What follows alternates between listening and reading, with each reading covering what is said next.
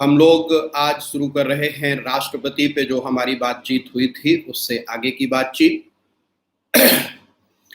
पिछले क्लास में हमने राष्ट्रपति के निर्वाचन के संबंध में राष्ट्रपति का निर्वाचन इस पे बातचीत की थी और निर्वाचन की रीति जो आर्टिकल 54 की हेडिंग है राष्ट्रपति का निर्वाचन, और 55 में हमने कहा था राष्ट्रपति के निर्वाचन की रीति, manner of election of president. इसी में मैं आपको बता रहा था कि अधिसूचना कौन जारी करता है, रिटर्निंग ऑफिसर निर्वाचन अधिकारी के रूप में भूमिका किसकी होती है। उसके बाद बताया था मूवर एंड सक्सेसर, अनुमोदक और प्रस्तावक कितने होते हैं। फिर बताया था निर्वाचन अप्रत्यक्ष होता है, मत के स्थान पर मत मूल्य का प्रयोग होता है। राष्ट्रपति के निर्वाचन में एकल संक्रमणी मत प्रणाली का प्रयोग होता है, सिंगल ट्रांसफरेबल वोट। हमारे यहाँ दो तरह के वोट सिस्टम होते हैं, बहुल मत और first come first pass, first pass the first post, first pass the post vote system, first past the post vote system, बहुल मत प्रणाली। इसको हिंदी में कह देते हैं दौड़ के पेड़ छूने की प्रणाली। और दूसरी मत प्रणाली होती है वो है एकल संक्रमणी मत पद्धति। तो राष्ट्रपति के निर्वाचन में जो मत पद्धति प्रयोग में आती है वो कौन सी होती है, एकल संक्रमणी मत पद्धति। ठीक है दोस्तों, ये बातचीत हमारी पिछले क्लास में हो गई थी। वोट कैसे पड़ता है इसके बारे में, फिर काउंटिंग होती है, काउंटिंग के बारे में। हाँ साहिल, अब सिर्फ हिंदी की ही क्लास नहीं, पूरी तरह से हमारी संस्था से ऑनलाइन क्लासेस शुरू होने जा रहे हैं। पूरे नए बैच भी प्रारंभ होंगे। अब हम भी समय के साथ मजबूरी ही सही लेकिन ऑनलाइन पे शिफ्ट कर रहे हैं, क्योंकि कल उच्च शिक्षा विभाग का एकेडमिक कैलेंडर अगली साल का आ गया है, जिससे सरकार ने ये तय कर दिया है कि इस साल सिर्फ ऑनलाइन क्लासेस होंगी, तो हमें भी ऑनलाइन आना होगा। बेटा ऑनलाइन का जो पैटर्न रहेगा वो आप लोगों को अपडेट कर दिया जाएगा, लेकिन हाँ अगर जो ऑनलाइन बैचेस शुरू करेंगे और पूरा उस तरह से मेहनत करेंगे तो फिर पेड कंडीशन होगी और उसमें जो तरीका होगा वो आपको अपडेट कर दिया जाएगा, हमारी वेबसाइट के थ्रू होगा। अभी उस पर काम चल रहा है और वो वहां से शुरू हो जाएगा, उसमें सभी पोर्शन सारी चीजें हम कवर करेंगे। चलिए ये आपको सिर्फ सूचना थी। तो राष्ट्रपति के निर्वाचन के बारे में सारी बातें हमने आप लोगों को बता दी। फिर भी किसी का कोई क्वेश्चन हो, कुछ पूछना चाहें आप, तो हमारे सामने क्वेश्चन रख सकते हैं, नहीं तो हम आगे बढ़ें, क्योंकि राष्ट्रपति का निर्वाचन बड़ा महत्वपूर्ण मामला है। तो यहाँ से किसी का कोई भी प्रश्न हो, फिर मैंने कहा था मैं आर्टिकल 56 से शुरू करूंगा। 56 में एक चीज बताऊंगा जो सामान्यतः प्रतियोगी परीक्षाओं में विद्यार्थियों से गलती होती है, ट्विस्ट है, उसके बारे में बात करेंगे। लेकिन पहले निर्वाचन से संबंधित किसी का कोई भी क्वेश्चन हो तो वो पूछ सकता है, क्योंकि राष्ट्रपति के निर्वाचन पे किताबों में कुछ चीजें दी गई हैं जो थोड़ी सी कंफ्यूज करती हैं बच्चों को, वो मैंने आपके सामने बताने की कोशिश की। फिर भी कोई क्वेश्चन हो तो आप पूछिए। चलिए हम आगे बढ़ते हैं। आर्टिकल 56 अनुच्छेद 56, अनुच्छेद 56 की हेडिंग है, ये हमने डलवा दी थी, राष्ट्रपति की पदावधि, term of office of president, term of office of president. इसमें 56 में 3 बातें कही गई हैं सर।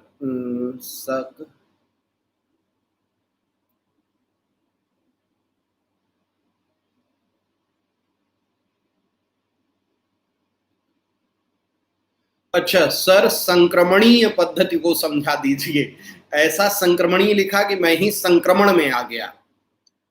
ट्रांसफरेबल, चीजें ट्रांसफर हो जाती हैं। तो इसमें क्या होता है, हमने कल बताया था कि वरीयता वोट होता है। वरीयता वोट मतलब प्रेफरेंस वोट, प्रेफरेंस दिया जाता है। कल वोट देके दिखाया था 1 2 3 4। तो इसमें क्या होता है, जब ज्यादा कैंडिडेट हो जाते हैं, अगर जो पहले को प्रेफरेंस नहीं पूरा मिला तो 4 कैंडिडेट हैं, हमें एक चुनना है। तो हम पहले चरण में वोट गिने, कोटा निर्धारित किया था 501 1000 वैध मत मूल्य पर। अब 1000 में किसी के 501 नहीं आए, तो हम क्या करेंगे, चारों में जिसके सबसे कम मत प्राप्त होंगे पहली वरीयता में, उसको हम उस इलेक्शन की पद्धति से बाहर कर देंगे और उसके द्वितीय वरीयता में पाए गए मतों को अन्य उम्मीदवारों द्वारा द्वितीय वरीयता में पाए गए मतों के अनुपात में बांटकर प्रथम वरीयता के पाए गए मतों में जोड़ देते हैं और तब जिस भी कैंडिडेट को कोटा प्राप्त हो जाता है वह विजयी हो जाता है। तो जो दूसरी वरीयता का वोट था, सबसे कम वोट पाए जिसने प्रथम वरीयता में, उसके मत क्या हो गए, अन्य उम्मीदवारों में ट्रांसफर हो गए उस अनुपात में जिस अनुपात में अन्य उम्मीदवारों को द्वितीय वरीयता के मत मिले थे। तो जो वरीयता के मत थे द्वितीय वरीयता के, उनका ट्रांसफर होना ही संक्रमणीय पद्धति कहलाता है, ट्रांसफर हो जाता है। क्लियर हुआ? वीडियो में ये लाइन रिकॉर्डेड है, आप दोबारा फिर सुन लीजिएगा। एक बार मैं फिर अभी रिपीट कर दे रहा हूं कि यदि उम्मीदवारों में से किसी भी उम्मीदवार को प्रथम वरीयता के मतों के आधार पर कोटा प्राप्त नहीं होता है, तो प्रथम वरीयता के मतों में सबसे कम मत पाने वाले अभ्यर्थी को हम निर्वाचन की प्रक्रिया से बाहर कर देते हैं और उसके द्वारा द्वितीय वरीयता में पाए गए मतों को अन्य उम्मीदवारों द्वारा द्वितीय वरीयता में पाए गए मतों के अनुपात में बांटकर प्रथम वरीयता के मतों में जोड़ दिया जाता है। इसी को वोट ट्रांसफर कहते हैं, संक्रमणी, ट्रांसफरेबल कहते हैं। क्लियर हो गया? फिर भी कोई डाउट हो तो पूछते रहना, समझते रहना। ठीक है दोस्तों, तुम क्वेश्चन देते रहो, मैं रुक रुक के बताता रहूंगा। मेरे यहां होने का यही मतलब है कि आप सारी चीजें समझ सकें, किताब में तो ये लिखा हुआ ही है। क्लियर हो गया? ठीक बेटा, संक्रमणीय तुम्हें समझ में आ गया। हर प्रेसिडेंट के इलेक्शन प्रेफरेंस के अकॉर्डिंग होता, अगर उन्हें प्रेफरेंस ना मिला तो भी क्या साइकिल चोते जाएंगे क्या? हम प्रश्न नहीं कसोधान तुम्हारा समझ पाए, लेकिन हमने जो बताया उससे क्लियर हो गया हो तो अच्छी बात है। अब पदावधि वाला जो अनुच्छेद है, इसमें पहला पॉइंट और दूसरा पॉइंट, और 2 पॉइंट में जो पहला पॉइंट है उसमें 3 बातें अलग अलग कही गई हैं। यहीं से एक महाभियोग वाला प्रश्न पैदा होता है जो कि बड़ा महत्वपूर्ण है, उस पर आज हम जरूर बात कर लेते हैं। पहले 56 तुम्हें पूरा पढ़ के सुनाते हैं जिससे तुम्हें इसके बारे में जानकारी हो जाए, फिर उस पर हम डिस्कशन कर लेते हैं। राष्ट्रपति की पदावधि, पहला पॉइंट है, राष्ट्रपति अपने पद ग्रहण की तारीख से 5 वर्ष की अवधि तक पद धारण करेगा। Term of office of president, the president shall hold office for a term of 5 years from the date on which he enters upon his office। एक चीज याद रखना, जिस दिन वो अपना पद ग्रहण करेगा, शपथ ग्रहण जिस दिन करेंगे राष्ट्रपति महोदय, तब से 5 साल, ठीक, 5 ईयर के लिए वो पद पर रहेंगे। परंतु प्रोविडेड दैट, परंतु राष्ट्रपति उपराष्ट्रपति को संबोधित अपने हस्ताक्षर सहित लेख द्वारा अपना पद त्याग सकेगा। The president may by writing under his hand address to the vice president resign his office. 56 के पहले पॉइंट के का स्मॉल ए में ये बात कही गई कि राष्ट्रपति उपराष्ट्रपति को अपना त्याग पत्र दे सकेगा। क्लियर हो गया? रिजाइन कर सकते हैं राष्ट्रपति 5 साल से पहले।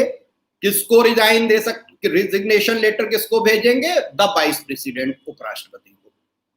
इसी में 56(1) खा, इसी को कह देते हैं 56(1) खा या 56 खा, 56 स्मॉल बी या 56(1) स्मॉल बी, पूरा तो होगा 56(1) स्मॉल बी।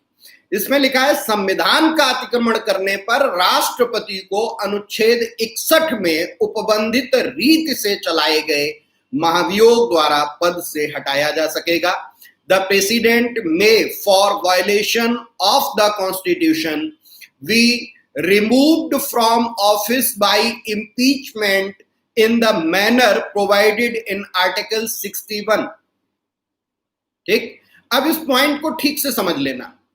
56B में साफ साफ दिया गया कि 61 में दी गई महाभियोग की पद्धति के द्वारा राष्ट्रपति को संविधान का अतिक्रमण करने पर हटाया जा सकता है, वायलेशन ऑफ द कॉन्स्टिट्यूशन। लेकिन किस मैनर से, जो 61 में दिया गया। अब यहां पे दो प्रश्न पैदा होते हैं और यहीं पे विद्यार्थी कंफ्यूज होते हैं और इंटरव्यू वगैरह में भी सबसे ज्यादा इस प्रश्न पे पूछ लिया जाता है। पीटी में भी, आईएएस में ये स्टेटमेंट लाइन बना के दिया जाता है और सबसे ज्यादा पॉलिटिकल साइंस वाले या लॉ वालों से इंटरव्यू में पूछा जाता है और वो फंस जाते हैं, क्योंकि बच्चों को रटा हुआ होता है कि महाभियोग की प्रक्रिया कहां है, 61 में। ठीक, महाभियोग की प्रक्रिया कहां है, 61 में, अभी मैंने भी बताया। लेकिन महाभियोग द्वारा राष्ट्रपति को हटाया जाना कहां है, 56B, 56 खा। इस क्वेश्चन को ठीक से याद रखना तुम लोग, बड़ा कंफ्यूजिंग है और लोग इसमें फंस जाते हैं। अगर प्रश्न को ध्यान से सुनना, या इंटरव्यू में या मेंस में या प्री में जहां स्टेटमेंट दिए जाते हैं, लाइन को ध्यान से पढ़ना।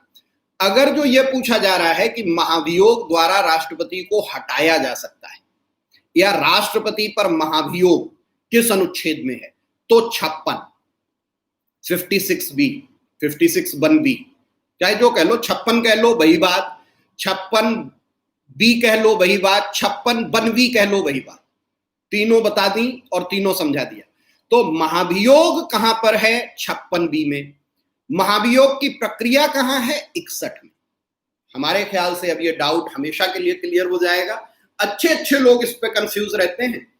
किसी से भी ऐसे ही अचानक पूछोगे महाभियोग कहां दिया गया, 61 में, और ये उत्तर गलत है।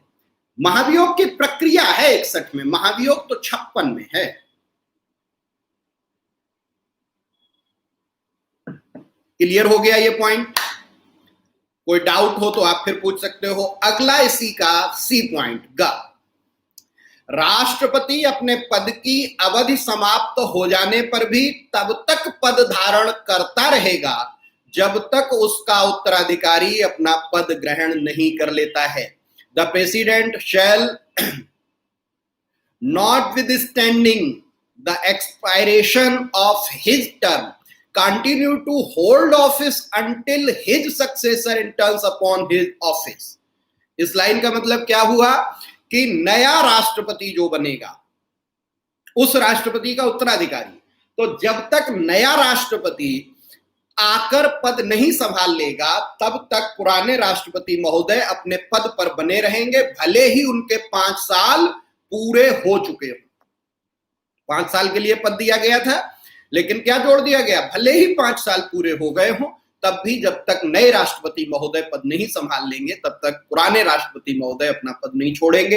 तो 3 बातें कही गई 56(1), इसमें 3 बातें कही गई। पहले में उपराष्ट्रपति को त्याग पत्र, दूसरे में क्या कहा गया, पद संभाले रहेंगे। ये 3 बातें हमने कह दी।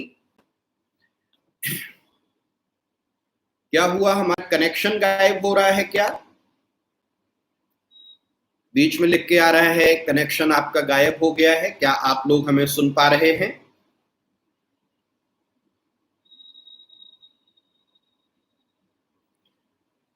ये जीवन भर ऑनलाइन क्लास में यही होता रहेगा। क्या आप हमें सुन पा रहे हैं? अरे वाह, यस सर, यस सर। तो ये लैपटॉप क्यों बता रहा है कि आपका कनेक्शन चला गया है? पता नहीं, किसी और का कनेक्शन होगा, कहीं और चला गया होगा। अरे वाह, गुड, सारे लोग सुन ले रहे हैं, यस सर, यस सर। चलिए हम फिर आते हैं अपने मुद्दे पर। ये बात हो गई 56(1) की, जिसमें 3 बातें बताई। इसी में बी में एक बात और दी गई। 56 को मैं बता दे रहा हूं, आईएएस की परीक्षा के लिए आर्टिकल 56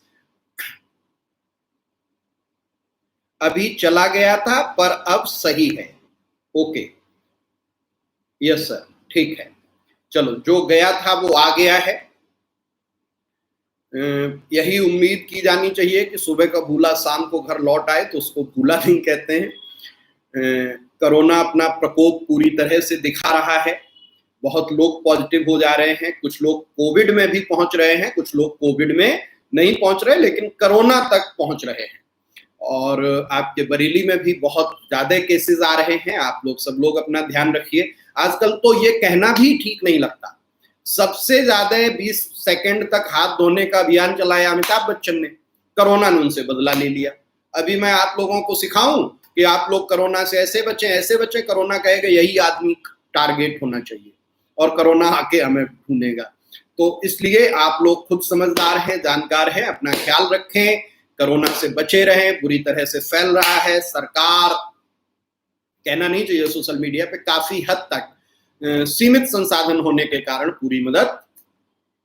सर आप सेफ रहना, अरे यार कौन कमबख्त है जो सेफ न रहना चाहेगा? सब सेफ रहना चाहेंगे, लेकिन बीमारी तो बीमारी है, कब किसको जकड़ ले।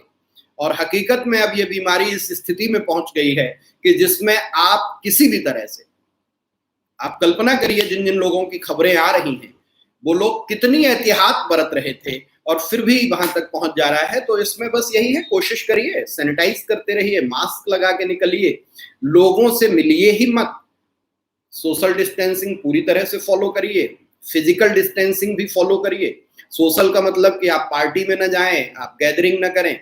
फिजिकल मतलब कि ज्यादातर लोग जिन मजबूरी में जिनके संपर्क में घर में हैं वो तो हैं, बाकी किसी से मिले तो 2 मीटर की दूरी जरूर रखें। यही कुछ इलाज हो सकते हैं। खैर, फिर हम लोग आते हैं 56 के एक दूसरे पॉइंट पर, और ये अक्सर किताबों में और डिस्कशन में नहीं होता है, लेकिन इससे एक बहुत बड़ी सूचना मिलती है जो कभी भी परीक्षक के लिए बड़ी महत्वपूर्ण हो सकती है। 56(2) को ध्यान से सुनना। 56(2) क्या कहता है कि खंड 1 के परंतुक के खंड का के अधीन। अब इस बात को पहले समझा दूं कि ये खंड 1 के परंतुक का क्या मतलब है। तो वहां पे परंतुक का लिखा है कि राष्ट्रपति उपराष्ट्रपति को संबोधित अपने हस्ताक्षर सहित लेख द्वारा अपना पद त्याग सकेगा, राष्ट्रपति को उपराष्ट्रपति को रिजाइन। तो इसमें लिखा है कि खंड 1 के परंतुक के खंड का के अधीन उपराष्ट्रपति को संबोधित त्याग पत्र की सूचना उसके द्वारा लोकसभा के अध्यक्ष को तुरंत दी जाएगी। Any resignation addressed to the vice president under clause A of the proviso to clause 1 shall forthwith be communicated by him to the speaker of the house of the people। ठीक, बात मतलब समझ में आ रहा कि खंड 1 के खंड का में क्या परंतुक जोड़ा गया था कि राष्ट्रपति उपराष्ट्रपति को संबोधित त्याग पत्र से अपना पद त्याग सकेगा।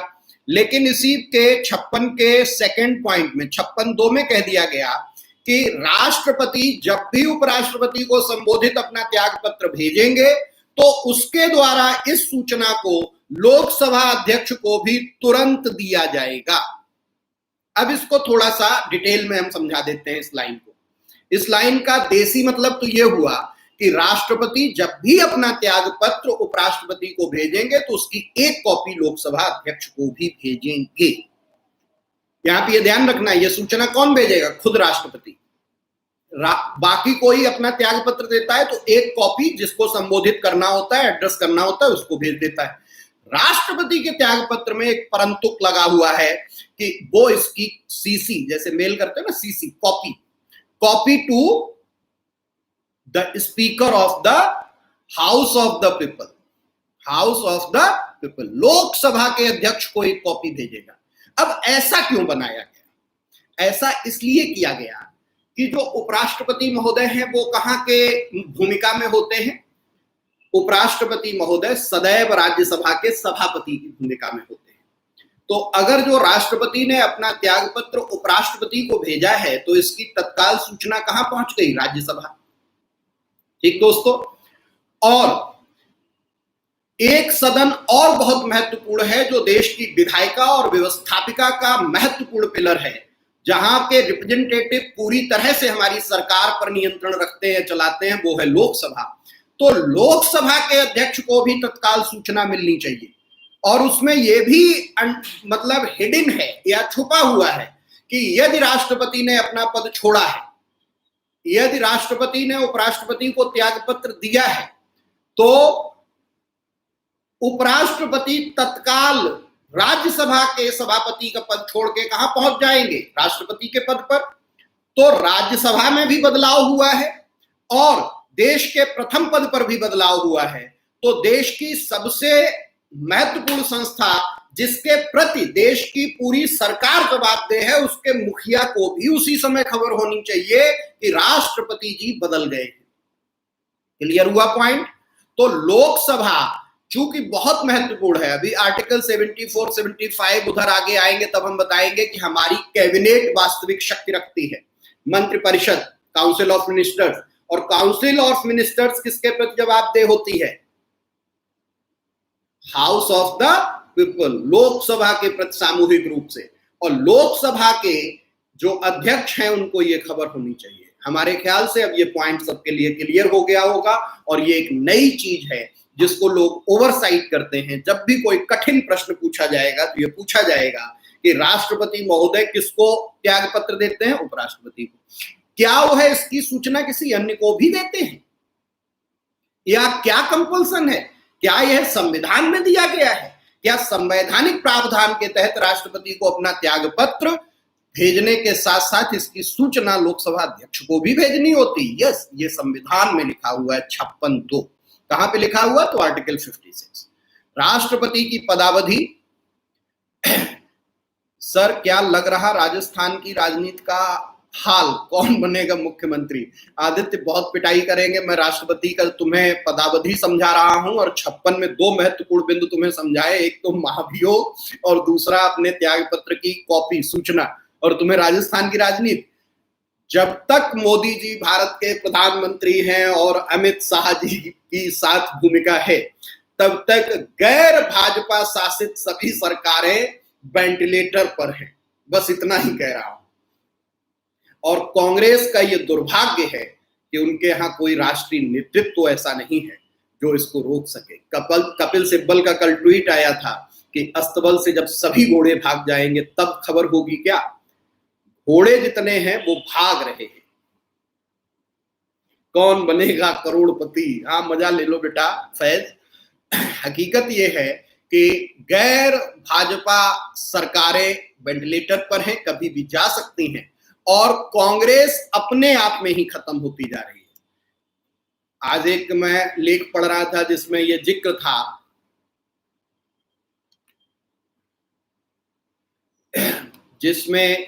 था कि सोनिया गांधी भले ही सिंधिया और पायलट के जाने से 2 राज्यों की सरकार खो दें, लेकिन उनको उभरने नहीं देंगी, मुख्यमंत्री नहीं बनने देंगी, क्योंकि प्रियंका और राहुल का करियर खत्म हो जाएगा।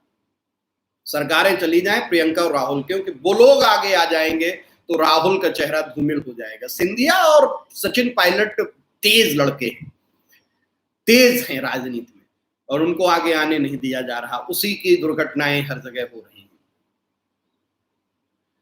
लोकतंत्र के लिए अच्छा बुरा तो छोड़ दो, क्या राजस्थान का राफेल उड़ाएंगे सचिन पायलट? आदित्य तुम बहुत पिटोगे एकदम। राजनीति के पत्रकार जो होते हैं, राजनीतिक पत्रकार, उस तरह की भाषा यूज कर रहे हो। सर यह लोकतंत्र के लिए अच्छा नहीं है। लोकतंत्र के लिए एक ही चीज अच्छी है कि जनता क्या चाहती है। ठीक है, अगर जो आज राजस्थान की जनता से आप पूछो कि आप गहलोत को मुख्यमंत्री चाहते हो या पायलट को, तो तुम खुद कल्पना कर सकते हो कि जनता क्या कहेगी। ठीक, जनता जो चाहती है वही लोकतंत्र के लिए अच्छा है। और इतनी उठापटक के बाद भी यदि राजस्थान की जनता शांत है, कुछ बोल नहीं रही है, तो शांति को समझना चाहिए। ठीक, चलो इस मुद्दे को छोड़ के फिर दोबारा आ जाओ प्रेसिडेंट पर। 56 से कोई क्वेश्चन हो तो पूछो। 56 में हमने कई बड़ी बातें तुम्हें बताई हैं जो कि सामान्यतः किताबों में नहीं उल्लिखित होती हैं या उन पे बहुत जोर नहीं है, लेकिन परीक्षा के नजरिए से और स्पेशली फॉर यूपीएससी बहुत इंपॉर्टेंट है। प्रेसिडेंट की सैलरी एग्जम्प्ट होती है सर, टैक्सेबल नहीं होती। यस, अभी आगे पढ़ाऊंगा, बता रहा हूं, आगे अगले अनुच्छेदों में ये बात आएगी। ठीक, अब हेडिंग डालो आर्टिकल 57। 56 से कोई क्वेश्चन हो तो डाल सकते हो। अब 57 की हेडिंग है पुनर्निर्वाचन के लिए पात्रता, एलिजिबिलिटी फॉर री इलेक्शन। सर, लोकतंत्र में विपक्ष का होना भी बहुत जरूरी है। हाँ, तो विपक्ष को यह सोचना चाहिए ना कि उसे होना चाहिए कि नहीं होना चाहिए। केंद्र सरकार में कहां है विपक्ष? कौन है विपक्ष? इतनी बुरी स्थिति में होने के बाद भी सरकार से प्रश्न पूछने वाला कोई नहीं है। इतनी बुरी स्थिति में है सरकार की व्यवस्था।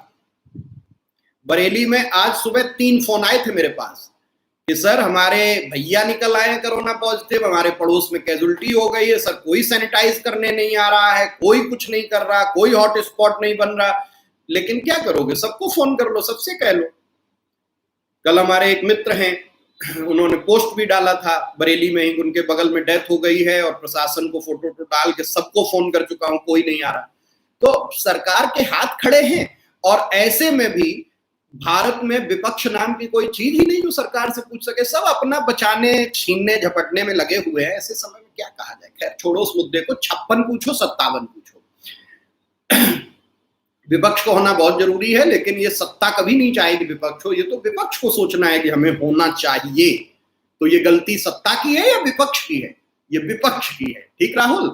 हाँ, 57 पुनर्निर्वाचन के लिए पात्रता, एलिजिबिलिटी फॉर री इलेक्शन। कोई व्यक्ति जो राष्ट्रपति के रूप में पद धारण करता है या कर चुका है, इस संविधान के अन्य उपबंधों के अधीन रहते हुए उस पद के लिए पुनर्निर्वाचन का पात्र होगा। हमारे यहाँ 57 में साफ साफ लिखा हुआ है कोई भी आदमी जो एक बार राष्ट्रपति रह चुका है या रहा था, वो फिर राष्ट्रपति बन सकता है। अब यहाँ पे पूछा जाता है कितनी बार, तो कह दो संविधान मौन है, कितनी भी बार। अमेरिका में कितनी बार पुनर्निर्वाचन? तो पुनर्निर्वाचन 1 बार। कुल कितने बार? 2 बार। क्लियर हो गया? अब प्रत्यक्ष राजतंत्र हो जाएगा सर भारत में। अब क्या हो जाएगा उसको तो हम नहीं बता सकते सर। राजनीतिक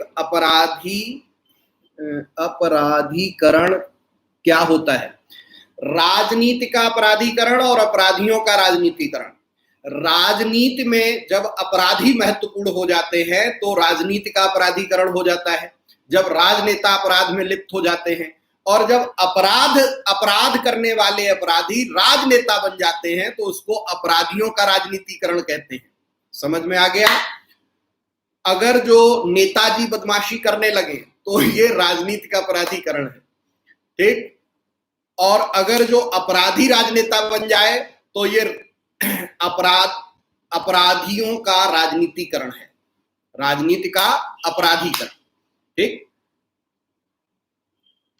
अपराध से जब राजनीति के संबंध जुड़ते हैं तो दोनों संकल्पनाएं आती हैं। उसमें यह देखा जाता है कि किस तरह से भारत में सबसे पहले यह व्यवस्था कैसे शुरू हुई। राजनीति का अपराधीकरण, राजनेताओं ने अपराधियों से मदद लेनी शुरू की और अपने प्रतिद्वंदियों को निपटाना शुरू किया। उसी का परिणाम हुआ कि अपराधियों का राजनीतिकरण होने लगा, अपराधी स्वयं चुनाव लड़ने लगे। ठीक? आज की तारीख में विकास दुबे जैसे तमाम नाम हैं जो खुद राजनेता बन जाते हैं। आजकल सुन रहे हो ना कि ऐसा नहीं कि सबके लिए वो खराब था, बहुत लोग उस एरिया में हैं जिनके लिए वो बहुत अच्छा है। वहां के युवाओं को नौकरियां दिलाता था, जमीन की खरीद फरोख्त, जो न्यायपालिका में सालों चलेगा उसको विकास पंडित, उसका नाम था विकास पंडित की पंचायत। विकास पंडित अपनी पंचायत में निपटा देता था। लोकतंत्र का पुतिन मॉडल क्या संभव है भारत में? अभी तो यही कहो नहीं संभव है। हमेशा अपने संसदीय लोकतंत्र पर भरोसा रखो, एक लाइन में कह दो यह भारत में संभव नहीं है। लेकिन हकीकत में क्या संभव और असंभव है इसकी तो बात ही नहीं की जा सकती। अभी जिस तरह से भारत में राजनीतिक स्थितियां चल रही हैं एक तरफा, उसमें कुछ भी संभव है और इसके लिए जिम्मेदार दूसरे ही हैं। मैं बार बार कहता हूं कि भारतीय जनता पार्टी पर जो आरोप लगते हैं सांप्रदायिकता के या जो तुष्टीकरण के, ये भारतीय जनता पार्टी की गलती नहीं है। अन्य दलों ने ऐसी स्थिति बना दी कि भारतीय जनता पार्टी को इसका फायदा मिल रहा है। ठीक है? तो ये सारे मुद्दे क्लास में छोड़ दो। अब 57 समझ में आ गया। अमेरिका में राष्ट्रपति के पुनर्निर्वाचन पर एक बार की छूट है, उसके बाद नहीं है। और भारत में इस पर संविधान मौन है, कोई कितनी बार भी पुनर्निर्वाचित हो सकता है और पुनर्निर्वाचन के लिए संविधान में साफ साफ प्रावधान है 57। अगली हेडिंग डालिए आर्टिकल 58। तुम लोग यार इधर प्रेसिडेंट के अलावा बहुत प्रश्न पूछ रहे हो, क्या पढ़ाना छोड़ के इन्हीं पे डिस्कशन किया जाए? इन पे मत डिस्कशन करो, इनके लिए टीवी पे दिन भर लोग भौंक रहे हैं, बात नहीं कर रहे, भौंक रहे हैं वहां, उन्हें सुनो।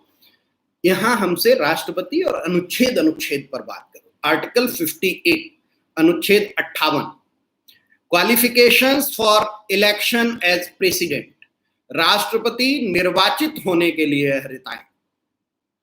आर्टिकल 58 क्या बताता है? Qualifications for election as president, राष्ट्रपति निर्वाचित होने के लिए अर्हताएं क्या क्या होना चाहिए। पहले पॉइंट में कहा गया है कोई व्यक्ति राष्ट्रपति निर्वाचित होने का पात्र तभी होगा जब वह भारत का नागरिक है का, फिर खा में है 35 वर्ष की आयु पूरी कर चुका है, 35 और सी है, गा पॉइंट है, लोकसभा का सदस्य निर्वाचित होने के लिए अर्हित है। क्लियर? अगर जो लोकसभा चुनाव लड़ने की योग्यताएं उसकी पूरी हैं तो वह राष्ट्रपति निर्वाचित हो सकता है। तो लोकसभा सदस्य के लिए जितनी भी जनप्रतिनिधित्व अधिनियम में प्रावधान और योग्यताएं दी गई वो सब होनी चाहिए। दूसरे पॉइंट में दिया गया कोई व्यक्ति जो भारत सरकार के या किसी राज्य की सरकार के अधीन अथवा उक्त सरकारों में से किसी के नियंत्रण में किसी स्थानीय अन्य प्राधिकारी के अधीन कोई लाभ का पद धारण करता है तो राष्ट्रपति निर्वाचित होने का पात्र नहीं होगा। इस लाइन का अर्थ यही हुआ कि भारत में राष्ट्रपति बनने के लिए आपको अन्य सभी लाभ के पद छोड़ देने होंगे, क्योंकि लाभ का पद जो होता है वो सरकार के अधीन होता है। इसलिए सरकार से आप अधीन होंगे तो भारत के प्रथम व्यक्ति कैसे बनेंगे। बाकी भारत का नागरिक 35 साल उम्र और आज की तारीख में जब से 35 साल मेरा पूरा हुआ मैं राष्ट्रपति बनने को एकदम तैयार हूं, बस कोई बना दे। क्लियर? यहां तक आसान आर्टिकल था, इसमें कुछ पूछने को नहीं। अब article 59, article 59, conditions of president's office, राष्ट्रपति के पद के लिए शर्तें। इसमें जो राष्ट्रपति के पद पर शर्तें दी गई हैं उसमें 4 पॉइंट दिए गए हैं, चारों क्लियर कर देता हूं। तो अभी जो क्वेश्चन पूछ रहे थे ऊपर आप पीयूष जी, वो आपका क्लियर होगा 59 से। 59 में पहला पॉइंट है, पढ़ के सुनाता जा रहा हूं और समझाता जा रहा हूं, फिर भी कोई क्वेश्चन मन में आए तो चैट बॉक्स में डालते रहो। राष्ट्रपति संसद के किसी सदन का या किसी राज्य के विधानमंडल के किसी सदन का सदस्य नहीं होगा, और यदि संसद के किसी सदन का या किसी राज्य के विधानमंडल के किसी सदन का कोई सदस्य राष्ट्रपति निर्वाचित हो जाता है तो यह समझा जाएगा कि उसने उस सदन में अपना स्थान राष्ट्रपति के रूप में अपने पद ग्रहण करने की तारीख से रिक्त कर दिया है। समझ में आई ये बात कि पहले तो जो राष्ट्रपति चुना जाएगा वो किसी सदन का सदस्य न हो, न किसी भी विधानमंडल का सदस्य हो, लेकिन यदि कोई ऐसा सदस्य है और राष्ट्रपति वो है बन जाता है तो जिस दिन वह राष्ट्रपति बनता है उस दिन से उस सदन के और विधानमंडल के उस सदस्य से उसका पद रिक्त माना जाएगा। पहला पॉइंट। दूसरा पॉइंट है राष्ट्रपति अन्य कोई लाभ का पद धारण नहीं करेगा। The president shall not hold any other office of profit. हमने अभी बताया था लाभ का पद सरकार के अधीन होता है, वह राष्ट्रपति सिर्फ रहेगा, लाभ का कोई पद धारण नहीं करेगा। नंबर 3, राष्ट्रपति बिना किराया दिए अपने शासकीय निवासों के उपयोग का हकदार होगा और ऐसी उपलब्धियों, भत्तों और विशेषाधिकारों का भी जो संसद विधि द्वारा अवधारित करे, और जब तक इस निमित्त इस प्रकार उपबंध नहीं किया जाता है तब तक ऐसी उपलब्धियों, भत्तों और विशेषाधिकारों का जो दूसरी अनुसूची में विनिर्दिष्ट हैं हकदार होगा। ठीक, क्या कहा गया कि राष्ट्रपति बिना किराया दिए उन्हें सरकारी घर दिया जाएगा। एक छोटा सा घर है रायसीना हिल जिसमें मात्र इतने कमरे हैं कि यदि राष्ट्रपति रोज नए कमरे में सोए तो पूरी साल दूसरा एक कमरा 2 बार जब उन्हें सोने के लिए रिपीट नहीं करना पड़ेगा। समझ गए? साथ में कहा गया कि उन्हें उपलब्धियां, भत्ते और विशेषाधिकार मिलेंगे और वेतन मिलेगा जो दूसरी अनुसूची में दिया गया है। तो भत्ते अत्ते ज्यादा होते हैं और वेतन भी जो मिलता है, इतनी बड़ी सेवा करते हैं, प्रथम पद पे हैं, तो सभी संवैधानिक पदों पर उनको कर नहीं देना होता है। वो तो इतनी मेहनत करके उनको थोड़ा सा भत्ता दिया जाता है, तो टैक्स कहां से लिया जाएगा। चौथा पॉइंट है, राष्ट्रपति की उपलब्धियां और भत्ते उनकी पदावधि के दौरान कम नहीं किए जाएंगे। The emoluments and allowances of the president shall not be deminimized during his term of office. राष्ट्रपति के पद पर बने रहने के दौरान कभी भी अलाभकारी परिवर्तन नहीं होते। इसको सिर्फ इसलिए रखा जाता है कि राष्ट्रपति का पद हमारे यहाँ स्वतंत्र है, उस पर सरकार का कोई प्रभाव नहीं चलता है, क्योंकि राष्ट्रपति के पद पर जो भी व्यक्ति बैठ गया है उसके बीच में पद पर कोई कमी नहीं की जा सकती। वेतन, भत्ते, उपलब्धियां नहीं कम किए जाएंगे। इसका मतलब सरकार से उसको ये डर नहीं रहेगा कि तनख्वाह घटा दी जाएगी। इसीलिए वित्तीय आपात में भी राष्ट्रपति और राज्यपाल को छोड़कर बाकी सभी पदों पर वेतन कटौती हो जाती, यहाँ नहीं होती। सर, राष्ट्रपति एक बार बनने के बाद वह व्यक्ति दोबारा एमपी का इलेक्शन लड़ सकता है क्या? बिल्कुल लड़ सकता है। इसके लिए संविधान में कहीं कोई रोक नहीं है, लेकिन व्यवहार में जो व्यक्ति प्रथम व्यक्ति के रूप में भारत में रह लेता है, वह कभी आज तक कोई इलेक्शन लड़ने नहीं आया। संविधान इस पर मौन है, कहीं कोई रोक नहीं है। प्रेसिडेंट बनने के बाद पीएम बन सकते हैं, बिल्कुल बन सकते हैं, इस पर भी संविधान मौन है, कोई प्रावधान नहीं है। राष्ट्रपति बनने के बाद वो क्या बन सकते? पद पर रहने के दौरान कोई अन्य लाभ का पद धारण नहीं करेंगे। पद से हटने के बाद क्या करेंगे, ये राष्ट्रपति जाने। ठीक, ये हमने 59 के पॉइंट आपको बता दिए। क्लियर यहां तक? कोई क्वेश्चन हो तो आप डाल दो। अगला हमारा आर्टिकल 60 अनुच्छेद 60, राष्ट्रपति द्वारा शपथ या प्रतिज्ञान। राष्ट्रपति द्वारा शपथ या प्रतिज्ञान, ओथ और affirmation by the president. Oath और अफर्मेशन बाय द प्रेसिडेंट, राष्ट्रपति द्वारा शपथ या प्रतिज्ञान। इसमें हम पढ़ के सुना दे रहे हैं और फिर वो पॉइंट क्लियर कर देंगे, आप नोट करते रहिए। प्रत्येक राष्ट्रपति और प्रत्येक व्यक्ति, यहां पर जो जोड़ा गया इसी से तय हो गया कि राष्ट्रपति की जगह उपराष्ट्रपति भी आएंगे तो उन्हें भी शपथ लेनी होगी, उनके बाद मुख्य न्यायाधीश भी आएंगे तो उन्हें भी शपथ लेनी होगी।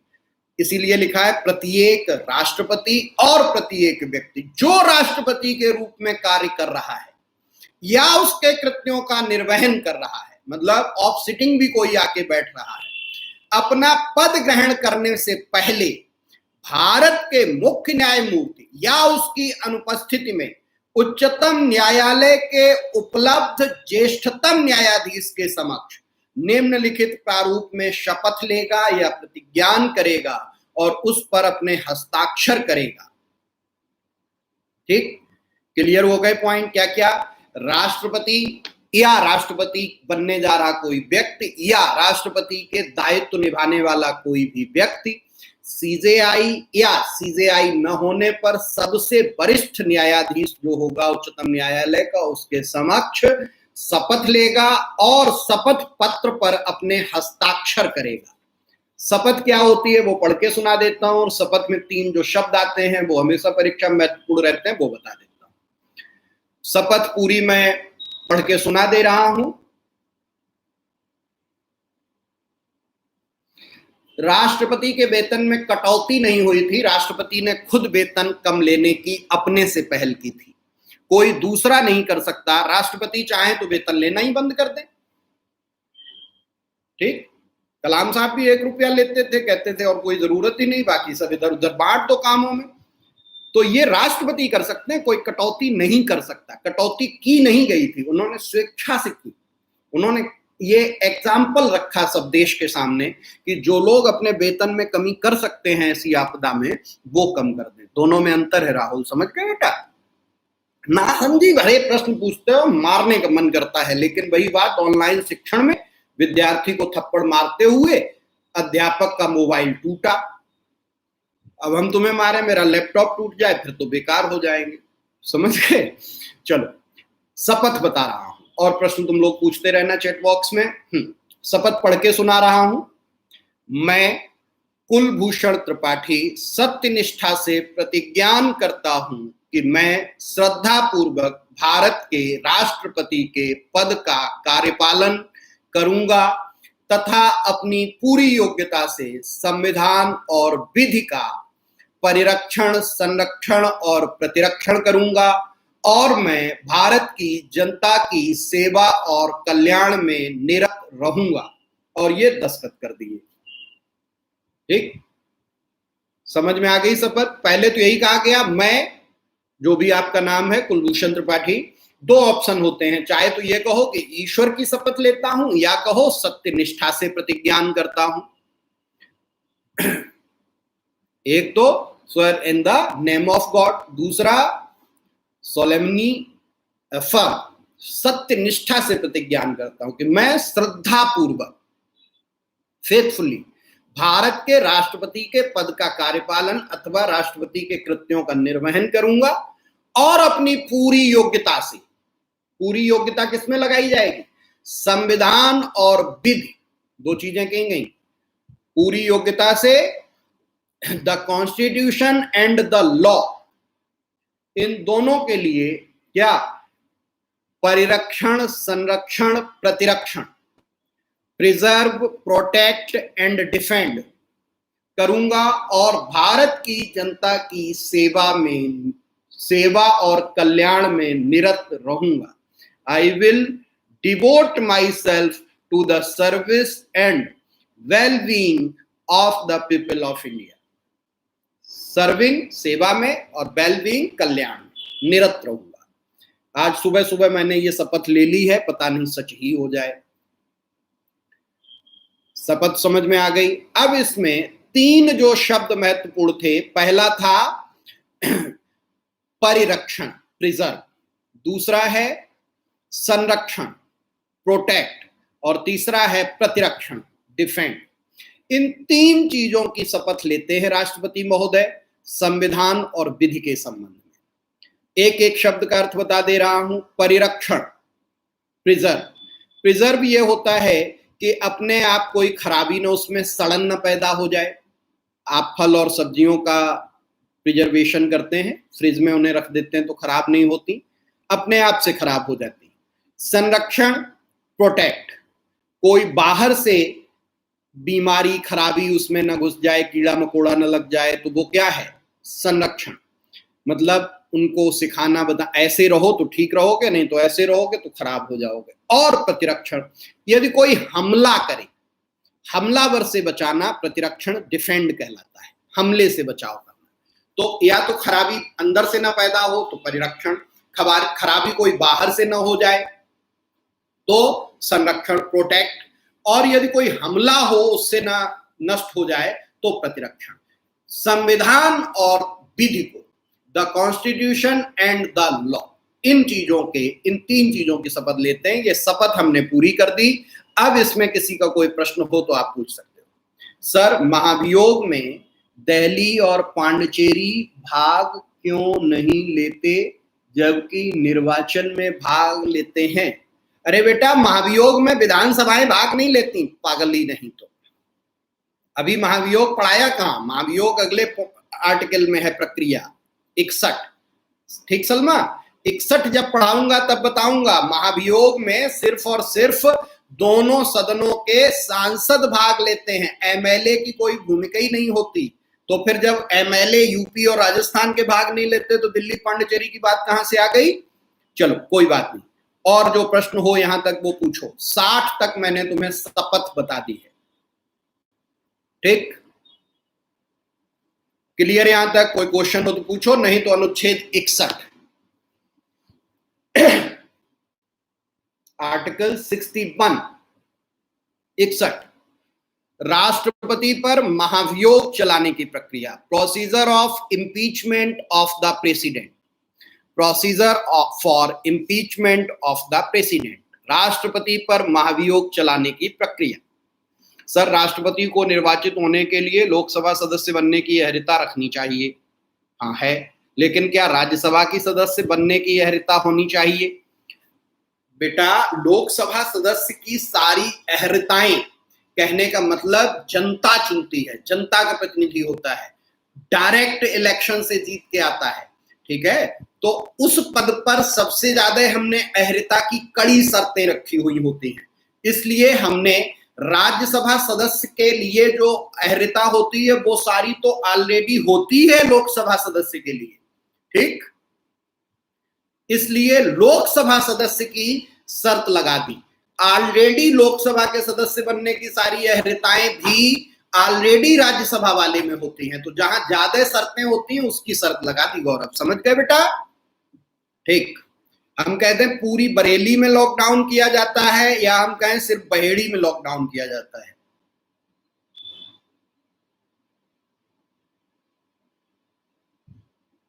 सर, ऑफलाइन पढ़ने में मन क्यों नहीं लगता है? अरे यार, हमें तो ऑफलाइन में ही पढ़ने पढ़ाने में मन लगता है, ऑनलाइन तो हमें बोरिंग लगता है। तुम लोग अभी सामने बैठे होते, कान खींचते, थप्पड़ लगाते, कुछ समझाते तो मजा आता। ऑनलाइन में मुझे मजा नहीं आता, ऑफलाइन में ही मजा आता है यार, क्लासरूम में। या हो सकता है तुम्हारा क्वेश्चन ये हो कि ऑफलाइन पढ़ने में मतलब खुद से पढ़ने में, तो यार टीचर का मजा ही अलग होता है। हम लोग अपने गुरुदेव को इतना याद क्यों करते हैं? उन्होंने सामने बैठ के जो बातें बता दी वो जीवन भर।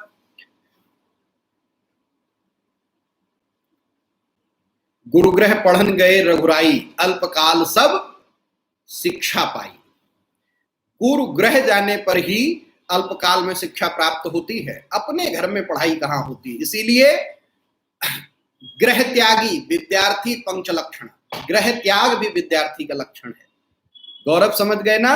हाँ ठीक। चलो, अब 61 में मैं क्या बता रहा हूं, राष्ट्रपति पर महाभियोग चलाने की प्रक्रिया, procedure for impeachment of the president. पूरा पढ़ के सुना देता हूं, फिर उसको शॉर्ट में समझा देता हूं कि अनुच्छेद में लिखा क्या हुआ है।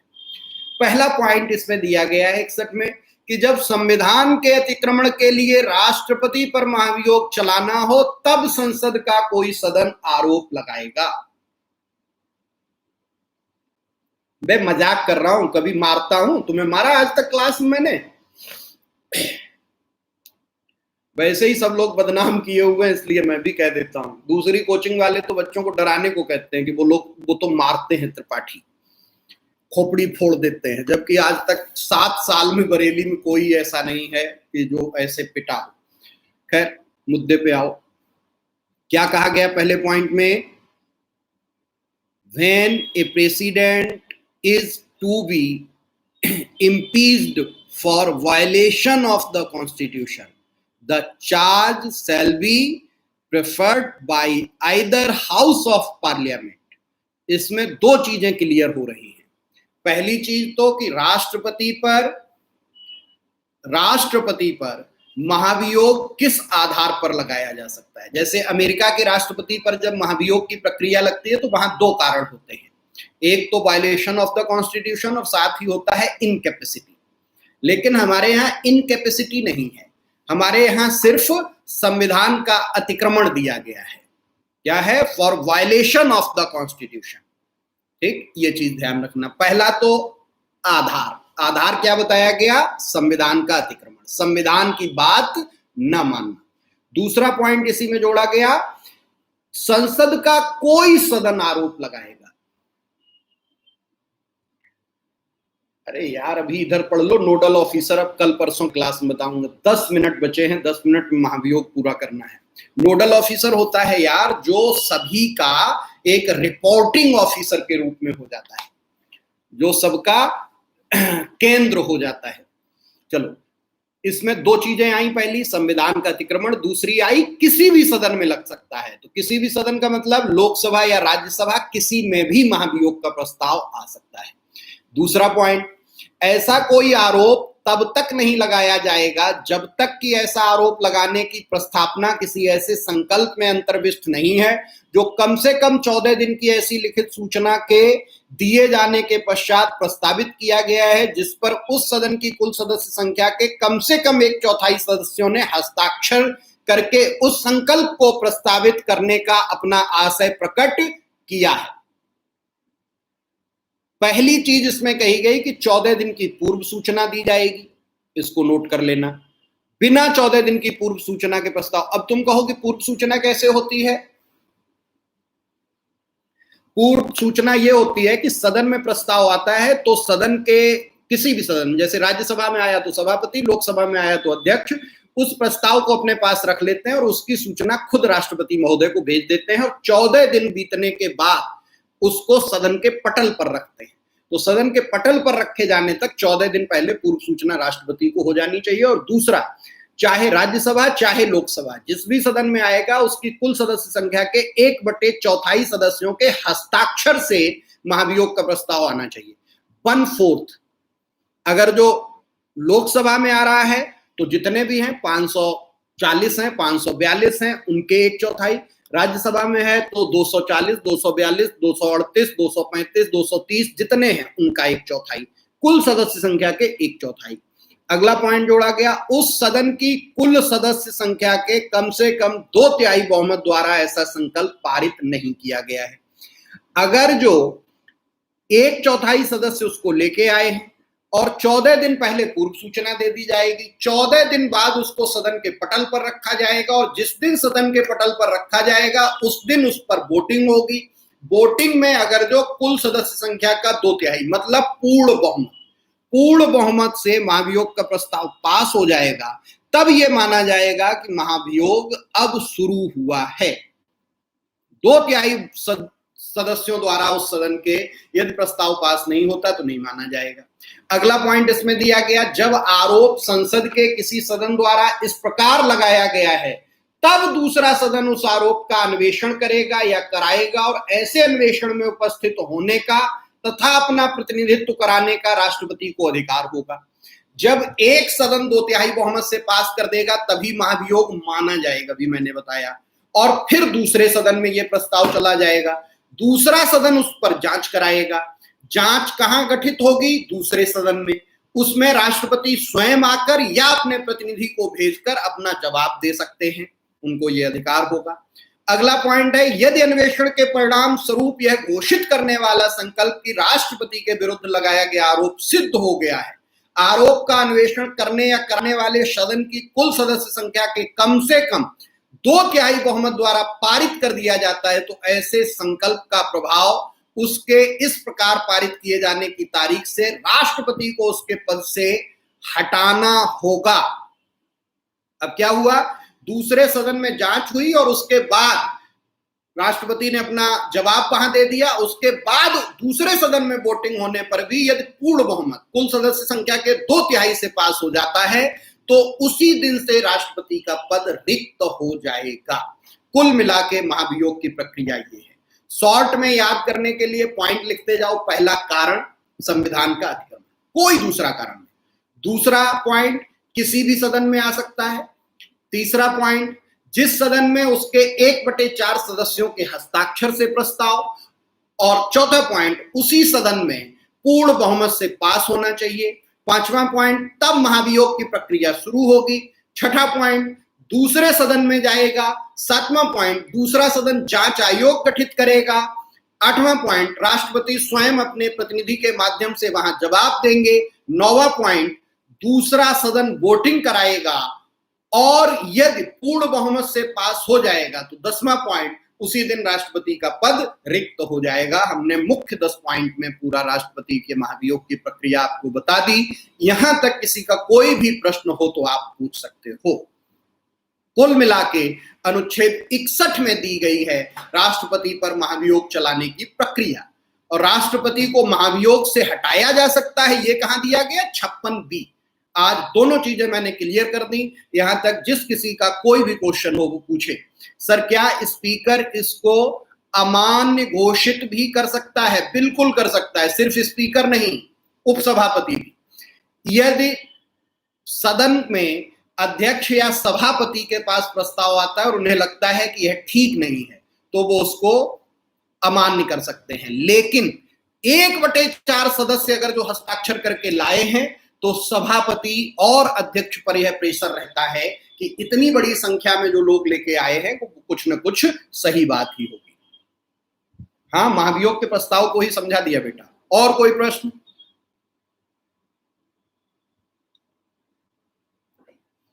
सर, नॉमिनेटेड मेंबर्स क्यों इंक्लूड हैं इम्पीचमेंट में? जब वो प्रेसिडेंट के द्वारा ही नॉमिनेट किए जाते हैं, वो लोग तो नेचुरली उसी के फेवर में वोट करेंगे।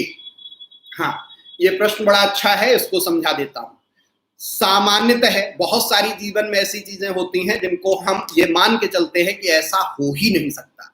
जैसे भारत में जो राष्ट्रपति जी का पद है, वो पद नाम मात्र का पद है संविधान में। वास्तविक शक्तियां प्रधानमंत्री के पास हैं, तो राष्ट्रपति जी कुछ गलत करते ही नहीं, पहली चीज। फिर भी अगर जो राष्ट्रपति संविधान का अतिक्रमण कर रहे, मतलब संविधान की बात नहीं मान रहे, मतलब प्रधानमंत्री जो सलाह दे रहे उसको नहीं मान रहे, तब उन पे महाभियोग लग सकता है। तो हम ये मान के चलते हैं कि उस पद पर बैठा हुआ व्यक्ति कभी भी गलत नहीं कर सकता। इसीलिए जब एक सदन में 1/4 ले भी आते हैं और 2/3 से पास नहीं होता, तब तक हम यही नहीं मानते कि ये मुद्दा सही हो सकता है। ठीक है, क्लियर ये पॉइंट? इसलिए निर्वाचन में तो हम शामिल नहीं करते, क्योंकि वो उसी के द्वारा मनोनीत होते हैं, तो भेदभाव हो सकता है। लेकिन हम ये मान के चल रहे हैं कि राष्ट्रपति कुछ गलत नहीं कर सकते, इसलिए मनोनीत सदस्यों को भी वोटिंग राइट देते हैं। फिर भी 2/3 से अगर जो पास हो रहा है, आधा हमने नहीं रखा, इसीलिए 2/3 रखा, वो उसके फेवर में वोट करें, तब भी ज्यादा से ज्यादा लोग हटाने को कहेंगे, तभी हम राष्ट्रपति को हटाएंगे, नहीं तो नहीं हटाएंगे। महाभियोग की समय राष्ट्रपति त्याग पत्र दे सकते हैं, यस, इसके लिए संविधान मौन है। राष्ट्रपति को सूचना मिलते ही राष्ट्रपति त्याग पत्र दे सकते हैं, पहले सदन में प्रक्रिया चलने के दौरान दे सकते हैं, पहले सदन से पास होने के बाद जब दूसरे सदन जा रहा तब दे सकते हैं। चूंकि महाभियोग किस लिए है? राष्ट्रपति को पद से हटाने के लिए, और यदि राष्ट्रपति स्वयं हट जाते हैं तो ये बात ही खत्म हो जाती है। आज तक भारत में महाभियोग नहीं हुआ है। सर, पहले सदन का बहुमत रिपीट कर दीजिए। दोनों सदनों में पूर्ण बहुमत, दोनों सदनों में, याद रखना, कुल सदस्य संख्या का 2/3। Okay, thank you sir. Sir, क्या व्यक्ति राष्ट्रपति बन सकता है या केवल नागरिक ही बन सकता है? अभी तुम्हें यार बताया तो गौरव पिटाई कर दूंगा। अभी तुम्हें जब हमने आर्टिकल 58 बताया था, तो उसमें बताया था राष्ट्रपति निर्वाचित होने के लिए अर्हताएं, qualification of election as president, लिखते नहीं हो। कोई व्यक्ति भारत का राष्ट्रपति निर्वाचित होने का पात्र तभी होगा जब का भारत का नागरिक है। तो अब आ गया ना नागरिक, खा 35 वर्ष की आयु पूर्ण कर चुका है, का लोकसभा सदस्य निर्वाचित होने की। तो पहली शर्त है भारत का नागरिक, व्यक्ति नहीं, नागरिक ही बनेगा। बस क्वेश्चन ये पूछा जाता है कि अमेरिका में राष्ट्रपति वही बन सकता है जो जन्म से अमेरिका की नागरिकता प्राप्त हो। भारत में जन्म से नागरिकता का कोई संबंध नहीं है, मतलब कोई भी बन सकता है। ठीक, 92+92 से कॉल आए तो कोई उठाना मत, वो फेक है। मेरे पास आई, वो बोले आप 25 लाख जीत गए हैं, मैं तो बेहोश होते होते बचा। अरे साहिल, बहुत मार मारेंगे। कहाँ राष्ट्रपति की बात चल रही, कहाँ? ऐसी कॉल कोई नहीं उठाता आजकल, सब पढ़े लिखे हैं। ठीक है दोस्तों, कोई क्वेश्चन हो तो आप पूछो, नहीं तो थैंक यू। 1 घंटा हो गया है, 11 बज गए हैं। आज की क्लास यहीं पर ओवर। कोई क्वेश्चन हो तो कल भी पूछ सकते हो। Thank you so much. कल मिलते हैं 10 बजे। Take care, good luck, bye bye. तब तक जो भी प्रश्न आए मन में, कल आते ही पूछ लेना मुझसे। आज काफी बता दिया है राष्ट्रपति के बारे में, बहुत सारे प्रश्न मन में आ सकते हैं, कल आते ही वो सभी प्रश्न मुझसे पूछ लेना। ठीक है, गुड लक, टेक केयर, पढ़ते रहो, लगे रहो, कोरोना से बचे रहो। Thank you, bye bye.